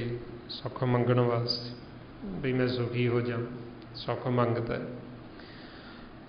ਹੁਣ ਮਹਾਰਾਜ ਕਹਿੰਦੇ ਮੰਗਦੇ ਸੁੱਖ ਨੇ ਤੇ ਹੈ ਸਾਰੇ ਦੁਖੀ ਨੇ। ਕਾਰਨ ਕੀ? ਕਾਰਨ ਇਹੀ ਵੀ ਅਸੀਂ ਸੁਖੀ ਹੋਣਾ ਚਾਹੁੰਦੇ ਆਪਦੀ ਮੱਤ ਦੁਆਰਾ। ਜੀਵ ਸੁੱਖ ਭਾਲਦਾ ਹੈ ਇਹ ਬੈਠ ਜ਼ਹਿਰ ਦੇ ਵਿੱਚੋਂ, ਤੇ ਇਹਦੇ ਵਿੱਚੋਂ ਸੁੱਖ ਮਿਲਦਾ ਨਹੀਂ ਹੈ। ਇਸ ਕਰਕੇ ਫਿਰ ਸਾਨੂੰ ਕਹਿੰਦੇ ਬਈ ਮਨਮੁਖ ਜੀਵ ਨੂੰ ਇਹ ਭੇਤ ਨਹੀਂ ਹੈ ਵੀ ਜਿਹਨੂੰ ਉਹ ਸੁੱਖ ਸਮਝ ਕੇ ਮੰਗਦਾ ਹੈ ਉਹੀਓ ਉਹਦੇ ਲਈ ਅੱਗੇ ਜਾ ਕੇ ਦੁੱਖ ਦਾ ਕਾਰਨ ਬਣ ਜਾਂਦਾ ਹੈ, ਜੇ ਉਹਨੂੰ ਗਿਆਨ ਨਹੀਂ, ਜੇ ਉਹਨੂੰ ਸੋਝੀ ਨਹੀਂ ਹੈ। ਮਾਰੇ ਫਰਮਾਉਂਦੇ ਸੁਖ ਕੋ ਮੰਗੇ ਸਭ ਕੋਈ, ਦੁੱਖ ਨ ਮੰਗੇ ਕੋਈ, ਸੁਖੇ ਕੋ ਦੁੱਖ ਅਗਲਾ, ਮਨਮੁਖ ਬੂਝ ਨਾ ਹੋਈ। ਬਈ ਮਨਮੁਖ ਜੀਵ ਨੂੰ ਭੇਦ ਨਹੀਂ ਵੀ ਜਿਹਨੂੰ ਮੈਂ ਸੁੱਖ ਸਮਝ ਕੇ ਮੰਗ ਰਿਹਾ ਉਹੀਓ ਅੱਗੇ ਜਾ ਕੇ ਇਹਦੇ ਲਈ ਦੁੱਖ ਦਾ ਕਾਰਨ ਬਣ ਜਾਣਾ, ਜੇ ਉਹਨੇ ਗੁਰੂ ਦੀ ਮੱਤ ਨਹੀਂ ਲਈ ਤਾਂ। ਇਸ ਵਾਸਤੇ ਫਿਰ ਇਹ ਜਿਹੜੀ ਮਾਇਆ ਹੈ, ਇਹ ਮਾਇਆ ਨੂੰ ਅਗਨ ਦਾ ਨਾਮ ਦਿੱਤਾ ਹੈ। ਜਿਵੇਂ ਅੱਗ ਹੁੰਦੀ ਹੈ ਵੀ ਜੇ ਤਾਂ ਅਸੀਂ ਅਗਨ ਦਾ ਇਸਤੇਮਾਲ ਸਹੀ ਤਰੀਕੇ ਨਾਲ ਕਰੀਏ ਫਿਰ ਤਾਂ ਅਸੀਂ ਉਹ ਤੋਂ ਕੰਮ ਲੈ ਸਕਦੇ। ਜੇ ਉਹੀਓ ਅਗਨ ਭੜਕ ਜੇ ਤੇ ਉਹ ਫਿਰ ਨੁਕਸਾਨ ਵੀ ਬਹੁਤ ਕਰਦੀ, ਉਹ ਸਾੜ ਵੀ ਦਿੰਦੀ, ਮਚਾ ਵੀ ਦਿੰਦੀ। ਇਸੇ ਤਰ੍ਹਾਂ ਹੀ ਇਹ ਮਾਇਆ ਅਗਨ, ਜਿਵੇਂ ਮਹਾਰਾਜ ਕਹਿੰਦੇ ਮਾਤਾ ਦੇ ਗਰਭ ਦੀ ਅਗਨ, ਇਸੇ ਤਰ੍ਹਾਂ ਹੀ ਇਹ ਸੰਸਾਰ ਦੇ ਵਿੱਚ ਬਾਹਰ ਮਾਇਆ। ਜੈਸੀ ਅਗਨ ਉਧਰ ਮੈਂ ਤੈਸੀ ਬਾਹਰ ਮਾਇਆ, ਮਾਇਆ ਅਗਨ ਸਭ ਇੱਕੋ ਜਿਹੀ ਕਰਤੇ ਖੇਲ ਰਚਾਇਆ। ਹੁਣ ਜੇ ਤਾਂ ਅਸੀਂ ਗੁਰੂ ਦੀ ਮੱਤ ਲਈਏ, ਸਾਨੂੰ ਬ੍ਰਹਮ ਦਾ ਗਿਆਨ ਹੈ, ਫਿਰ ਤਾਂ ਅਸੀਂ ਇਹ ਅਗਨ ਤੋਂ ਸਹੀ ਤਰੀਕੇ ਨਾਲ ਕੰਮ ਲੈ ਸਕਦੇ, ਇਸ ਨੂੰ ਵਰਤੋਂ ਕਰ ਸਕਦੇ। ਪਰ ਜੇ ਅਸੀਂ ਇਹ ਗਿਆਨ ਨਹੀਂ ਲਿਆ ਤੇ ਫਿਰ ਇਹ ਅਗਨ ਸਾਨੂੰ ਸਾੜ ਦੇਗੀ, ਮਚਾ ਦੇਗੀ। ਜਿਵੇਂ ਹੁਣ ਜੇ ਤਾਂ ਅਗਨ ਦੇ ਬਾਹਰ ਰਹਿ ਕੇ ਉਸ ਤੋਂ ਕੰਮ ਲਿਆ ਜਾਵੇ ਤੇ ਉਹ ਕੰਮ ਦਿੰਦੀ ਹੈ, ਜੇ ਅਗਨ ਦੇ ਵਿੱਚ ਵੜੀਏ, ਅਗਨ ਦੇ ਵਿੱਚ ਛਾਲ ਮਾਰੀਏ ਤੇ ਉਹ ਸਾੜ ਦਿੰਦੀ। ਹੁਣ ਮਨਮੁਖ ਜੀਵ ਕੀ ਕਰਦਾ, ਉਹ ਅੱਗ ਦੇ ਵਿੱਚ ਛਾਲ ਮਾਰਦਾ ਤੇ ਉਹ ਅੱਗ ਫਿਰ ਸਾੜਦੀ ਹੈ ਤੇ ਫਿਰ ਮੱਚਦਾ, ਫਿਰ ਦੁਖੀ ਹੁੰਦਾ ਹੈ। ਇਹੀਓ ਕਾਰਨ ਹੈ ਸੰਸਾਰ ਦੇ ਵਿੱਚ ਇਹ ਅਗਨ ਸਾਰਿਆਂ ਨੂੰ ਸਾੜਦੀ ਹੈ।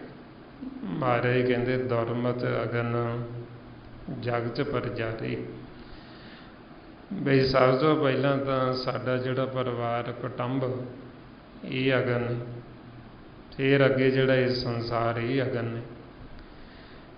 ਤੇ ਹੁਣ ਮਨ ਨੇ ਅਗਿਆਨਤਾ ਦੇ ਵਿੱਚ ਇਹ ਅੱਗ ਦੇ ਨਾਲ ਮੋਹ ਪਾ ਲਏ, ਪਿਆਰ ਪਾ ਲਏ।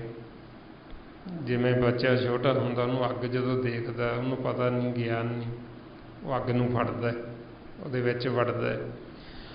ਉਹਨੂੰ ਨਹੀਂ ਪਤਾ ਵੀ ਇਹ ਮੇਰੇ ਹੱਥ ਮਚਾ ਦੇਗੀ, ਮੈਨੂੰ ਸਾੜ ਦੇਗੀ। ਇਸੇ ਤਰ੍ਹਾਂ ਹੀ ਜਦੋਂ ਸਾਨੂੰ ਗਿਆਨ ਨਹੀਂ, ਸੋਝੀ ਨਹੀਂ, ਅਸੀਂ ਇਹ ਅੱਗ ਨੂੰ ਫੜਦੇ ਹਾਂ ਅਤੇ ਅੱਗ ਸਾਨੂੰ ਸਾੜਦੀ ਹੈ। ਮਹਾਰਾਜ ਕਹਿੰਦੇ ਅਗਨ ਕਟੰਬ ਸਾਗਰ ਸੰਸਾਰ ਭਰਮ ਮੋਹ ਅਗਿਆਨ ਅੰਧਾਰ। ਵੀ ਭਰਮ ਦੇ ਵਿੱਚ ਮਰਨੇ, ਹੁਣ ਇਹ ਅੱਗ ਦੇ ਵਿੱਚ ਛਾਲ ਮਾਰੀ ਅਤੇ ਅੱਗ ਸਾੜ ਰਹੀ ਹੈ। ਹੁਣ ਜੇ ਸਾਨੂੰ ਗਿਆਨ ਹੋਵੇ ਤੇ ਅਸੀਂ ਇਹ ਅਗਨ ਤੋਂ ਬਾਹਰ ਰਹਿ ਕੇ ਇਹ ਤੋਂ ਕੰਮ ਲੈ ਸਕਦੇ, ਸਹੀ ਤਰੀਕੇ ਨਾਲ ਇਹਦਾ ਇਸਤੇਮਾਲ ਕਰ ਸਕਦੇ ਹਾਂ। ਫਿਰ ਆਪਾਂ ਨੂੰ ਗੁਰਬਾਣੀ 'ਚ ਇੱਦਾਂ ਦੀਆਂ ਉਦਾਹਰਨਾਂ ਦਿੱਤੀਆਂ ਵੀ ਜਿਵੇਂ ਇੱਕ ਮੱਖੀ ਹੁੰਦੀ ਹੈ ਡੂਮਣੇ ਵਾਲੀ ਮਖਿਆਲ, ਜਿਹੜੀ ਸ਼ਹਿਦ ਤਿਆਰ ਕਰਦੀ, ਉਹ ਗੁਰਮੁਖ ਹੈ। ਇੱਕ ਮੱਖੀ ਹੁੰਦੀ ਜਿਹੜੀ ਆਮ ਘਰਾਂ 'ਚ ਫਿਰਦੀ ਹੈ, ਉਹਨੇ ਗੰਦਗੀ 'ਤੇ ਬੈਠਣਾ, ਉਹਨੇ ਹੈਜਾ ਫੈਲਾਉਣਾ, ਉਹਨੂੰ ਪਤਾ ਨਹੀਂ ਚੰਗੀ ਮਾੜੀ ਥਾਂ ਦਾ ਕਿੱਥੇ ਬਹਿਣਾ ਉਹਨੇ। ਸੋ ਜਿਹੜੀ ਤਾਂ ਫਿਰ ਉਹ ਸ਼ਹਿਦ ਵਾਲੀ ਮੱਖੀ, ਉਹ ਸ਼ਹਿਦ ਤਿਆਰ ਕਰਦੀ, ਨਾਲੇ ਉਹ ਆਪ ਖਾਂਦੀ ਹੈ ਅਤੇ ਨਾਲੇ ਅੱਗੇ ਹੋਰ ਜੀਵਾਂ ਨੂੰ ਸ਼ਹਿਦ ਦਾ ਕਿੰਨਾ ਫਾਇਦਾ ਹੁੰਦਾ, ਕਿੰਨਾ ਲਾਹਾ ਹੁੰਦਾ। ਹੁਣ ਇੱਕ ਉਹ ਜਿਹੜੀ ਮੱਖੀ ਮਨਮੁਖ ਹੈ, ਜਿਹੜੀਆਂ ਆਮ ਫਿਰਦੀਆਂ, ਉਹਦੇ ਅੱਗੇ ਸ਼ਹਿਦ ਰੱਖੋ ਅਤੇ ਉਹਨੂੰ ਇੰਨਾ ਵੀ ਗਿਆਨ ਨਹੀਂ ਵੀ ਮੈਂ ਸ਼ਹਿਦ ਬਾਹਰ ਬੈਠ ਕੇ ਖਾ ਲੂੰ। ਉਹਨੇ ਕੀ ਕਰਨਾ, ਉਹਨੇ ਸਿੱਧਾ ਹੀ ਸ਼ਹਿਦ ਦੇ ਵਿੱਚ ਵੜ ਜਾਣਾ, ਜਾ ਕੇ ਰੱਖੀ ਉਹਨੇ ਵਿੱਚ ਵੜ ਜਾਣਾ। ਜਦੋਂ ਵਿੱਚ ਵੜ ਜਾਣਾ ਉਹਦੀਆਂ ਲੱਤਾਂ ਵਿੱਚ ਫਸ ਜਾਣੀ, ਫਿਰ ਉਹ ਫਸ ਗਈਆਂ ਅਤੇ ਵਿੱਚ ਖੰਭ ਵੀ ਭਿੱਜ ਜਾਣੇ ਉਹਦੇ। ਉਹਨੇ ਉਹਦੇ ਵਿੱਚ ਹੀ ਦਮ ਤੋੜ ਦੇਣਾ, ਉਹਨੇ ਉਹ ਸ਼ਹਿਦ ਦਾ ਵੀ ਲਾਹਾ ਨਹੀਂ ਲੈਣਾ, ਉਹਦੇ ਵਿੱਚ ਹੀ ਉਹ ਗਰਕ ਗਈ, ਉਹਦੇ ਵਿੱਚ ਹੀ ਖਤਮ ਹੋ ਗਈ। ਤਾਂ ਉਹਨੂੰ ਕਹਿੰਦੇ ਅਗਿਆਨਤਾ। ਵੀ ਉਹ ਹਿਸਾਬ ਸਤਿਗੁਰ ਕਹਿੰਦੇ ਵੀ ਮਨਮੁਖ ਜੀਵ ਦਾ ਹੈ। ਕਹਿੰਦੇ ਮਿੱਠੇ ਮੱਖ ਮੂਆ ਕਿਉਂ ਲਏ ਅਡਾਰੀ, ਹਸਤੀ ਗਰਕ ਪਿਆ ਕਿਉਂ ਤਰੀਏ ਚਾਰੀ। ਬਈ ਉਹ ਹੁਣ ਮਨਮੁਖ ਮੱਖੀ ਸਿੱਧੀ ਉਹਨੇ ਛਾਲ ਮਾਰੀ ਅਤੇ ਉਹਦੇ ਵਿੱਚ ਹੀ ਦਮ ਤੋੜ ਦਿੱਤਾ, ਵਿੱਚ ਹੀ ਗਰਕ ਗਈ। ਜੇ ਉਹੀਓ ਗੁਰਮੁਖ ਹੁੰਦੀ ਅਤੇ ਉਹਨੇ ਨਾਲੇ ਤਿਆਰ ਕੀਤਾ ਸ਼ਹਿਦ, ਨਾਲੇ ਆਪ ਖਾਧਾ ਅਤੇ ਨਾਲੇ ਅੱਗੇ ਕਿੰਨਾ ਜੀਵਨ ਨੂੰ ਲਾਹਾ ਹੋਇਆ ਉਸ। ਸੋ ਇਸ ਕਰਕੇ ਫਿਰ ਸਤਿਗੁਰੂ ਕਹਿੰਦੇ ਵੀ ਗਿਆਨ ਤੋਂ ਬਿਨਾਂ ਇਹ ਸੰਸਾਰ ਦੇ ਵਿੱਚ ਜੀਵ ਡੁੱਬ ਜਾਂਦਾ, ਗੁਰੂ ਤੋਂ ਵਾਂਝ ਰਹਿ ਕੇ।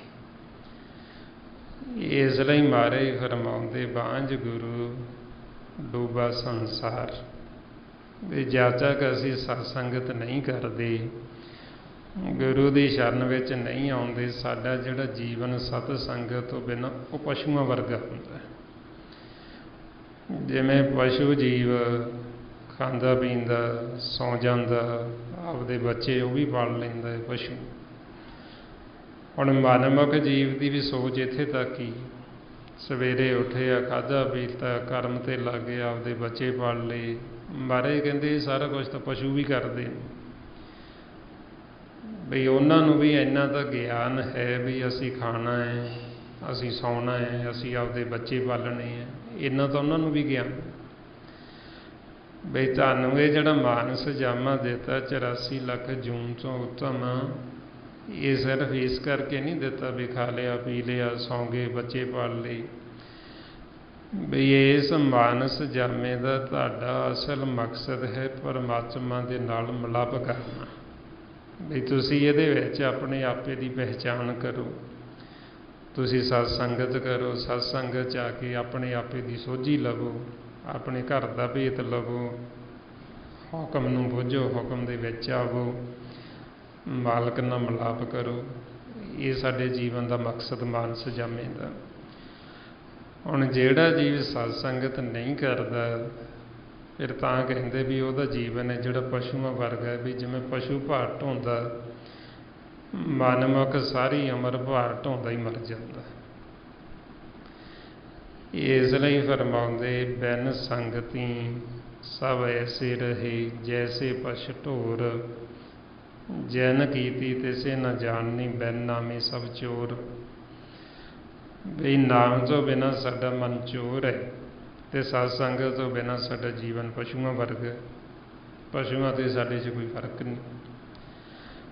ਇਸ ਵਾਸਤੇ ਫਿਰ ਤਾਂ ਮਹਾਰਾਜ ਜੀ ਨੇ ਪਸ਼ੂਆਂ ਤੋਂ ਵੀ ਭੈੜਾ ਕਹਿ ਦਿੱਤਾ ਗੁਰਬਾਣੀ 'ਚ, ਵੀ ਜਿਹਨੇ ਸਾਨੂੰ ਪੈਦਾ ਕੀਤਾ, ਸਾਡੀ ਸਿਰਜਣਾ ਕੀਤੀ, ਜੇ ਅਸੀਂ ਉਹਨੂੰ ਜਾਣਿਆ ਹੀ ਨਹੀਂ। ਬਈ ਬੜੇ ਯੁੱਗਾਂ ਬਾਅਦ ਸਾਨੂੰ ਮਾਨਸ ਜਾਮਾ ਤਾਂ ਮਿਲਿਆ, ਚਿਰਾਂ ਬਾਅਦ, ਪਰ ਇਹਦੇ ਵਿੱਚ ਰਹਿੰਦੇ ਹੋਏ ਜੇ ਅਸੀਂ ਜਿਹਨੇ ਸਾਨੂੰ ਪੈਦਾ ਕੀਤਾ ਉਹਨੂੰ ਜਾਣਿਆ ਹੀ ਨਹੀਂ, ਉਹਦੇ ਸਨਮੁਖ ਨਹੀਂ ਹੋਏ, ਫਿਰ ਕਹਿੰਦੇ ਵੀ ਇਹ ਪਸ਼ੂਆਂ ਤੇ ਪ੍ਰੀਤਾਂ ਤੋਂ ਵੀ ਭੈੜੇ ਨੇ। ਮਹਾਰਾਜ ਕਹਿੰਦੇ ਚਰਨ ਕਾਲ ਪਾਈ ਦੁਰਲੰਭ ਦੇ, ਨਾਮ ਬਿਹੂਣੀ ਹੋਈ ਖੇ, ਪਸ਼ੂ ਪ੍ਰੇਤ ਮੁਗ ਤੇ ਬੁਰੀ, ਤਿਸੇ ਨਾ ਬੂਝੇ ਜੈਨੇ ਹੋ ਸ੍ਰੀ। ਬਈ ਸਤਿਗੁਰੂ ਕਹਿੰਦੇ ਵੀ ਜਿਹਨੇ ਸਿਰਜਣਾ ਕੀਤੀ ਉਹਨੂੰ ਪਹਿਚਾਣਿਆ ਨਹੀਂ, ਉਹਦੇ ਸਨਮੁਖ ਨਹੀਂ ਹੋਏ, ਉਹਦੇ ਹੁਕਮ 'ਚ ਨਹੀਂ ਆਏ। ਫਿਰ ਕਹਿੰਦੇ ਕਿੰਨਾ ਵਰਗੇ, ਕਹਿੰਦੇ ਪਸ਼ੂ ਨੇ, ਪ੍ਰੇਤ ਨੇ, ਮੁਗਧ ਮਨਮੁਖ ਨੇ, ਮੂਰਖ ਨੇ, ਪਸ਼ੂਆਂ ਤੋਂ ਵੀ ਭੈੜੇ ਨੇ। ਸੋ ਫਿਰ ਗੁਰਬਾਣੀ ਗੁਰੂ ਵਿੱਚ ਇੱਦਾਂ ਸੰਬੋਧਨ ਕਰਦੇ ਜਿਹੜਾ ਮਨਮੁਖ ਜੀਵ ਹੈ। ਅਤੇ ਜਿਹੜੇ ਫਿਰ ਗੁਰਮੁਖ ਸਤ ਸੰਗਤ ਕਰਦੇ, ਜਿਹੜੇ ਸਿਮਰਨ ਕਰਦੇ, ਉਹਨਾਂ ਦੀ ਵਡਿਆਈ ਵੀ ਬਹੁਤ ਕਰਦੇ। ਮਹਾਰਾਜ ਕਹਿੰਦੇ ਜਿਹੜੇ ਵੱਡੇ ਭਾਗਾਂ ਵਾਲੇ ਉਹ ਫਿਰ ਸਤ ਸੰਗਤ ਕਰਦੇ, ਜਿਹੜੇ ਭਾਗਾਂ 'ਚੋਂ ਹੀਣੇ ਉਹ ਫਿਰ ਭਰਮ ਦੇ ਵਿੱਚ ਰਹਿੰਦੇ ਅਤੇ ਚੋਟਾਂ ਖਾਂਦੇ ਜਮਾਂ ਦੀਆਂ। ਇੱਥੇ ਵੀ ਦੁਖੀ ਨੇ, ਇਹ ਨਹੀਂ ਵੀ ਇੱਥੇ ਉਹ ਬਹੁਤ ਸੁਖੀ ਨੇ, ਇੱਥੇ ਵੀ ਦੁਖੀ ਨੇ ਅਤੇ ਅੱਗੇ ਉਦੋਂ ਵੀ ਦੁੱਖ ਹੋਰ ਖੱਟਦੇ। ਇਸ ਲਈ ਮਹਾਰਾਜ ਕਹਿੰਦੇ ਵੱਡ ਭਾਗੀ ਸਤ ਸੰਗਤ ਪਾਵੇ, ਭਾਗਹੀਣ ਭਰਮ ਚੋਟਾਂ ਖਾਵੇ, ਬਿਨ ਭਾਗਾਂ ਸਤ ਸੰਗ ਨ ਲੱਭੇ, ਬਿਨ ਸੰਗਤ ਮੈਲ ਭਰੀ ਜੇ ਜੀਓ। ਜੇ ਜੀਵ ਆਖੇ ਵੀ ਸਤ ਸੰਗਤ ਤੋਂ ਬਿਨਾਂ ਮੇਰੀ ਮੈਲ ਲੱਥ ਜੇਗੀ, ਮੈਲ ਲੈਣੀ ਨਹੀਂ, ਕਿਉਂਕਿ ਮੈਲਾ ਹੀ ਰਹਿਣਾ ਉਹਨੇ ਸਤ ਸੰਗਤ ਤੋਂ ਬਿਨਾਂ, ਅਤੇ ਬਿਨਾਂ ਭਾਗਾਂ ਤੋਂ ਸਾਨੂੰ ਸਤ ਸੰਗਤ ਮਿਲਦੀ ਨਹੀਂ। ਇਸ ਕਰਕੇ ਜਿਨ੍ਹਾਂ ਨੂੰ ਮਿਲ ਗਈ ਕਹਿੰਦੇ ਵੱਡੇ ਭਾਗਾਂ ਵਾਲੇ ਨੇ, ਅਤੇ ਜਿਹੜੇ ਨਹੀਂ ਆਉਂਦੇ ਭਾਗਾਂ ਤੋਂ ਹੀਣੇ ਨੇ। ਸੋ ਆਪਾਂ ਨੂੰ ਫਿਰ ਸਮਝਾਉਂਦੇ ਵੀ ਇਹ ਮਾਲਕ ਦੀ ਜਦੋਂ ਕਿਰਪਾ ਹੁੰਦੀ ਸਾਡੇ 'ਤੇ, ਉਦੋਂ ਸਾਨੂੰ ਸਤ ਸੰਗਤ 'ਚ ਲੈ ਕੇ ਆਉਂਦੀ। ਜਿਸ 'ਤੇ ਕਿਰਪਾ ਕਰੇ ਅਤੇ ਸਤ ਸੰਗਤ ਮਿਲਾਏ, ਇਹ ਮਾਲਕ ਦੀ ਕਿਰਪਾ ਹੈ। ਆਪਣੇ 'ਤੇ ਤੁੱਠਿਆ ਤਾਂ ਆਪਾਂ ਇੱਥੇ ਆਉਂਦੇ ਹਾਂ, ਤਾਂ ਆਪਾਂ ਸਿਮਰਨ ਕਰਦੇ ਹਾਂ, ਨਹੀਂ ਤਾਂ ਸਾਰੇ ਕਿਉਂ ਨਹੀਂ ਆ ਜਾਂਦੇ। ਕਿੱਡਾ ਨਗਰ ਆਪਣਾ ਸਾਰੇ ਹੀ ਆ ਜਾਣ, ਨਹੀਂ ਆਉਂਦੇ। ਜਿਨ੍ਹਾਂ 'ਤੇ ਪ੍ਰਸੰਨ ਹੁੰਦਾ, ਜਿਨ੍ਹਾਂ 'ਤੇ ਤੁੱਠਦਾ, ਕਿਰਪਾ ਕਰਦੇ, ਫਿਰ ਆਪਾਂ ਆਉਂਦੇ ਹਾਂ ਅਤੇ ਫਿਰ ਆਪਣੇ 'ਤੇ ਹੋਰ ਕਿਰਪਾ ਕਰਦੇ ਜਿਹੜਾ ਆਪਾਂ ਸਿਮਰਨ ਕਰਦੇ ਹਾਂ। ਸਾਜੋਂ ਕਰਾਉਂਦੇ ਅਤੇ ਆਪਾਂ 'ਤੇ ਮੁੱਖ 'ਚੋਂ ਤਾਂ ਨਿਕਲਦਾ ਹੈ। ਮਹਾਰਾਜ ਕਹਿੰਦੇ ਵੱਡ ਭਾਗੀਆਂ ਬਾਹੋ ਬਾਹੋ ਮੂੰਹੋਂ ਕਢਾਈ। ਬਈ ਕੌਣ ਕਢਾਉਂਦਾ? ਮਾਲਕ। ਇਸ ਲਈ ਮਹਾਰਾਜ ਕਹਿੰਦੇ ਆਪੇ ਹੀ ਬੋਲ ਬੁਲਾਵੇ ਸੁਆਮੀ। ਬਈ ਮਾਲਕ ਆਪੇ ਹੀ ਬੋਲ ਬੁਲਾਉਂਦਾ, ਆਪੇ ਹੀ ਉਹ ਬੁਲਾਉਂਦਾ। ਸੋ ਇਸ ਵਾਸਤੇ ਫਿਰ ਆਪਾਂ ਨੂੰ ਕਹਿੰਦੇ ਸੋ ਸਿਮਰੇ ਜਿਨ ਆਪ ਸਿਮਰਾਈ। ਵੀ ਸਿਮਰਨ ਵੀ ਫੇਰ ਹੀ ਹੁੰਦਾ ਜਦੋਂ ਕਰਾਉਂਦਾ, ਇਹ ਮਾਲਕ ਦੀ ਕਿਰਪਾ। ਸੋ ਇਸ ਵਾਸਤੇ ਫਿਰ ਆਪਾਂ ਨੂੰ ਸਮਝਾਉਂਦੇ ਵੀ ਜਿਉਂ-ਜਿਉਂ ਇਹ ਮਾਲਕ ਦੀ ਕਿਰਪਾ ਹੁੰਦੀ, ਆਪਾਂ ਨੂੰ ਸਤ ਸੰਗਤ ਮਿਲਦੀ, ਫਿਰ ਆਪਾਂ ਨੂੰ ਸੋਝੀ ਗਿਆਨ ਦਿੰਦੇ ਵੀ ਅਸੀਂ ਸੰਸਾਰ ਦੇ ਵਿੱਚ ਰਹਿੰਦੇ ਹੋਏ ਕਿਵੇਂ ਆਪਣੇ ਜੀਵਨ ਦਾ ਲਾਹਾ ਖੱਟਣਾ, ਕਿਵੇਂ ਅਸੀਂ ਆਪਣੇ ਆਪੇ ਦੀ ਪਹਿਚਾਣ ਕਰਨੀ। ਹੁਣ ਹੈ ਤਾਂ ਆਪਾਂ ਸਾਰੇ ਮਾਲਕ ਦਾ ਹੀ ਰੂਪ ਹਾਂ, ਪਹਿਚਾਣ ਹੀ ਆਪਣੇ ਆਪੇ ਦੀ ਕਰਨੀ, ਕਿਉਂਕਿ ਸਾਨੂੰ ਪਹਿਚਾਣ ਭੁੱਲ ਗਈ ਹੈ ਵੀ ਅਸੀਂ ਕੌਣ ਹੈ। ਆਪਣੇ ਅਤੇ ਮਾਲਕ 'ਚ ਕੋਈ ਫਰਕ ਨਹੀਂ ਹੈ, ਕੋਈ ਅੰਤਰ ਨਹੀਂ ਹੈ। ਮਹਾਰਾਜ ਕਹਿੰਦੇ ਵੀ ਤੁਸੀਂ ਮੇਰੇ ਬੱਚੇ ਹੋ, ਮੇਰਾ ਹੀ ਤਾਂ ਰੂਪ ਹੋ। ਸਿਰਫ ਸਾਨੂੰ ਹੁਣ ਪਹਿਚਾਣ ਨਹੀਂ ਰਹੀ ਆਪਣੇ ਆਪੇ ਦੀ, ਅਸੀਂ ਭਰਮ 'ਚ ਪੈ ਗਏ ਹਾਂ। ਤਾਂ ਕਰਕੇ ਫਿਰ ਅਸੀਂ ਆਪਣੇ ਆਪੇ ਦੀ ਵੀ ਪਹਿਚਾਣ ਕਰਨੀ ਹੈ ਵੀ ਅਸੀਂ ਕੌਣ ਹਾਂ। ਜਿਸ ਦਿਨ ਆਪਾਂ ਨੂੰ ਆਪਣੇ ਆਪੇ ਦੀ ਪਹਿਚਾਣ ਆ ਗਈ, ਉਸ ਦਿਨ ਆਪਣੇ ਅਤੇ ਵਾਹਿਗੁਰੂ ਦੇ ਵਿੱਚ ਕੋਈ ਫਰਕ ਨਹੀਂ ਰਹਿੰਦਾ। ਮਹਾਰਾਜ ਕਹਿੰਦੇ ਨਾਨਕ ਗੁਰਮੁਖ ਆਪ ਪਛਾਣੇ ਪ੍ਰਭ ਜੈਸੇ ਅਵਨਾਸੀ। ਹੁਣ ਆਪਣੇ ਤੇ ਕਿਰਪਾ ਕਰਦੇ, ਸੰਗਤ 'ਚ ਲਿਆ ਕੇ ਆਪਾਂ ਨੂੰ ਆਪਣੇ ਆਪੇ ਦੀ ਸੋਝੀ ਦਿੰਦੇ ਵੀ ਤੁਸੀਂ ਪਹਿਚਾਣ ਕਰੋ ਆਪਣੇ ਆਪੇ ਦੀ ਵੀ ਤੁਸੀਂ ਹੈ ਕੌਣ।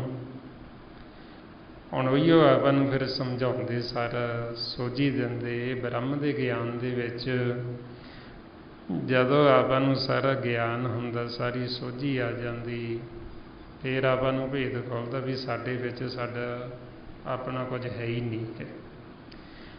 ਇਹਦਾ ਹੈ ਮਾਲਕ ਦਾ, ਵੀ ਜਿਹਨੇ ਸਾਨੂੰ ਪੈਦਾ ਕੀਤਾ, ਸਾਰਾ ਕੁਝ ਉਹਦਾ ਹੀ ਹੈ। ਇਸ ਅਵਸਥਾ 'ਚ ਫਿਰ ਮਹਾਰਾਜ ਕਹਿੰਦੇ ਕਬੀਰ ਮੇਰਾ ਮੁਝ ਮੇ ਕਿਛ ਨਹੀਂ, ਜੋ ਕਿਛ ਹੈ ਸੋ ਤੇਰਾ, ਤੇਰਾ ਤੁਝ ਕੋ ਸੌਂਪ ਤੇ ਕਿਆ ਲੱਗੀ ਮੇਰਾ। ਇਹ ਉਦੋਂ ਹੀ ਹੁੰਦਾ ਜਦੋਂ ਸਾਨੂੰ ਗਿਆਨ ਹੁੰਦਾ, ਜਦੋਂ ਸੋਝੀ ਹੁੰਦੀ, ਜਦੋਂ ਸਾਡਾ ਮਨ ਜਾਗਦਾ, ਫਿਰ ਪਤਾ ਲੱਗਦਾ ਵੀ ਸਾਡੇ 'ਚ ਸਾਡਾ ਕੁਛ ਨਹੀਂ ਹੈ। ਸੋ ਆਪਾਂ ਨੂੰ ਫਿਰ ਸਮਝਾਉਂਦੇ ਵੀ ਜਾਗੇ ਕਿਵੇਂ, ਉਹਦੇ ਵਾਸਤੇ ਫਿਰ ਇਹ ਆਪਾਂ ਸਿਮਰਨ ਕਰਦੇ। ਸਿਮਰ ਸਿਮਰ ਸਿਮਰ ਗੁਰ ਆਪਣਾ ਸੋਇਆ ਮਨ ਜਗਾਈ। ਆਓ ਹੁਣ ਕਿਵੇਂ ਅਸੀਂ ਮਨ ਨੂੰ ਜਗਾਉਣਾ, ਜੋ ਸਤਿਗੁਰੂ ਆਪਾਂ ਨੂੰ ਇਹ ਸਾਸ ਗਿਰਾ ਸਿਮਰਨ ਦੱਸਦੇ। ਆਓ ਸਾਰੇ ਗੁਰਮੁਖ ਪਿਆਰੇ ਕਰੋ ਜੀ ਸ਼ੁਰੂ। ਵਾਹਿਗੁਰੂ ਵਾਹਿਗੁਰੂ ਵਾਹਿਗੁਰੂ।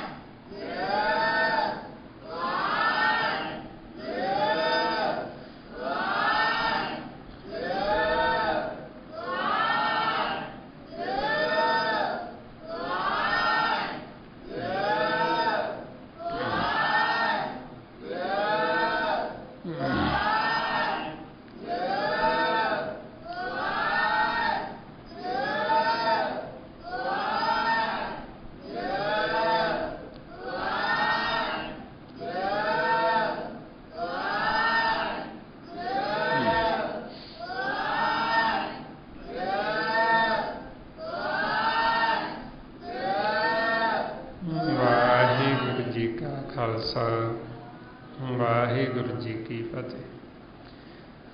ਇਸ ਤਰੀਕੇ ਨਾਲ ਗੁਰਮੁਖੋ ਜਦੋਂ ਆਪਾਂ ਇਹ ਸਿਮਰਨ ਕਰਦੇ ਹਾਂ, ਆਪਣਾ ਮਨ ਵਿਚਾਰਾਂ ਤੋਂ ਫੁਰਨਿਆਂ ਤੋਂ ਰਹਿਤ ਹੁੰਦਾ, ਸੁੱਤਾ ਹੋਇਆ ਜਾਗਦਾ। ਜਦੋਂ ਸਾਡਾ ਮਨ ਜਾਗਦਾ ਫਿਰ ਹੀ ਸਾਨੂੰ ਜੋ ਗੁਰਬਾਣੀ ਗੁਰੂ ਉਪਦੇਸ਼ ਦਿੰਦੇ ਸਾਨੂੰ ਇਹਦੀ ਸਮਝ ਆਉਂਦੀ ਹੈ। ਫਿਰ ਹੀ ਅਸੀਂ ਗੁਰਬਾਣੀ ਗੁਰੂ ਦੇ ਦੱਸੇ ਹੋਏ ਮਾਰਗ 'ਤੇ ਚੱਲਦੇ ਹਾਂ ਅਤੇ ਫਿਰ ਹੀ ਆਪਾਂ ਪੂਜਾ ਜਿਹੜੀ ਇੱਕ ਦੀ ਕਰਦੇ ਹਾਂ, ਮਾਲਕ ਦੀ ਕਰਦੇ ਹਾਂ। ਹੁਣ ਜੇ ਅਸੀਂ ਮਾਲਕ ਨਿਰੰਕਾਰ ਦੀ ਪੂਜਾ ਕਰੀਏ, ਜੇ ਅਸੀਂ ਉਹਨੂੰ ਧਿਆਈਏ, ਚਾਹੇ ਆਪਦੇ ਸਵਾਰਥ ਲਈ ਹੀ ਕਰੀਏ, ਫਿਰ ਵੀ ਪੂਜਾ ਇੱਕ ਦੀ ਹੋਵੇ। ਇਹ ਨਾ ਹੋਵੇ ਵੀ ਅਸੀਂ ਪੂਜਾ ਦੂਜੇ ਦੀ ਕਰੀਏ। ਨਹੀਂ ਤਾਂ ਜੀਵ ਨੂੰ ਜਦ ਤੱਕ ਗਿਆਨ ਨਹੀਂ, ਸੋਝੀ ਨਹੀਂ, ਉਹ ਸਤਸੰਗਤ ਨਹੀਂ ਕਰਦਾ।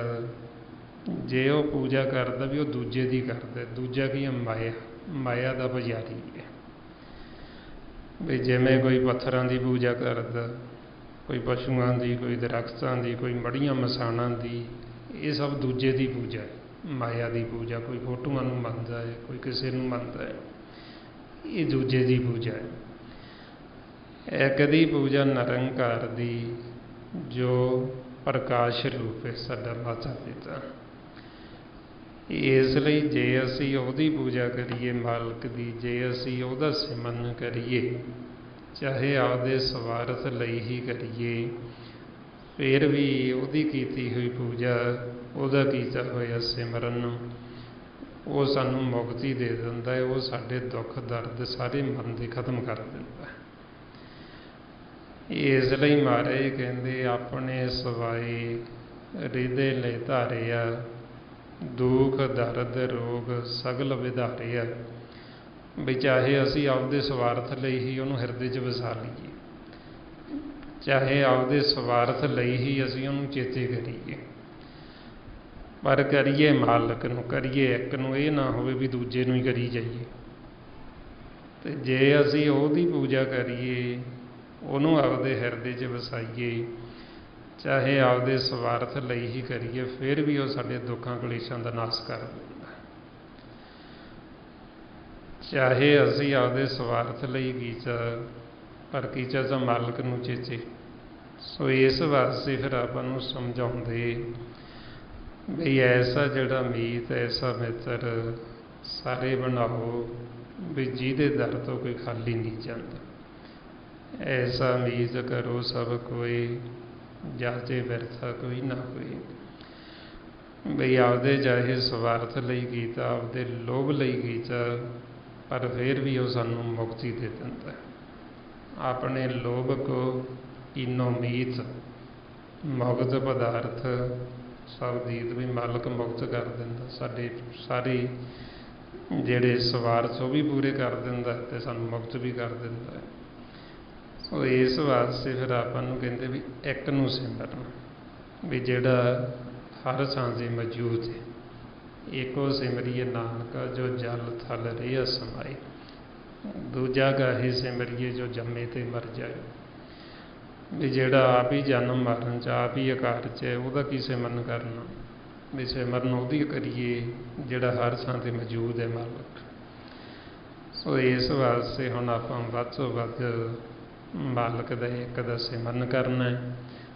ਜਦੋਂ ਗੁਰਬਾਣੀ ਗੁਰੂ ਨੂੰ ਪੜ੍ਹਦੇ ਪੜ੍ਹ ਕੇ ਵਿਚਾਰਨਾ ਹੈ, ਅਤੇ ਵੱਧ ਤੋਂ ਵੱਧ ਹੀ ਆਪਾਂ ਸਤਸੰਗਤ ਕਰਨੀ ਹੈ, ਤਾਂ ਕਿ ਜੋ ਸਤਿਗੁਰੂ ਸਾਨੂੰ ਭੇਦ ਦੇ ਰਹੇ, ਸਾਡੇ ਮਾਤਾ ਪਿਤਾ ਦਾ, ਸੱਚ ਨਿਰੰਕਾਰ ਦਾ, ਸਾਨੂੰ ਉਹਦਾ ਭੇਦ ਆ ਜੇ, ਅਤੇ ਆਪਾਂ ਵੀ ਉਹਨੂੰ ਸਿਮਰੀਏ, ਦੂਜੇ ਨੂੰ ਨਾ ਸਿਮਰੀਏ।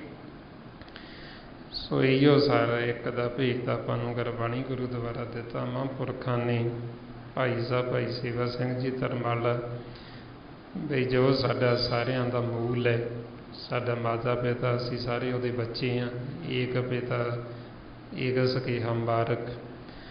ਹੁਣ ਸਾਨੂੰ ਸਾਡੇ ਮਾਤਾ ਪਿਤਾ ਦੀ ਪਹਿਚਾਣ ਭੁੱਲ ਗਈ। ਨਾ ਤਾਂ ਸਾਨੂੰ ਆਪਣੇ ਆਪੇ ਦੀ ਪਹਿਚਾਣ ਰਹੀ, ਅਤੇ ਨਾ ਸਾਨੂੰ ਸਾਡੇ ਮਾਤਾ ਪਿਤਾ ਦੀ ਪਹਿਚਾਣ।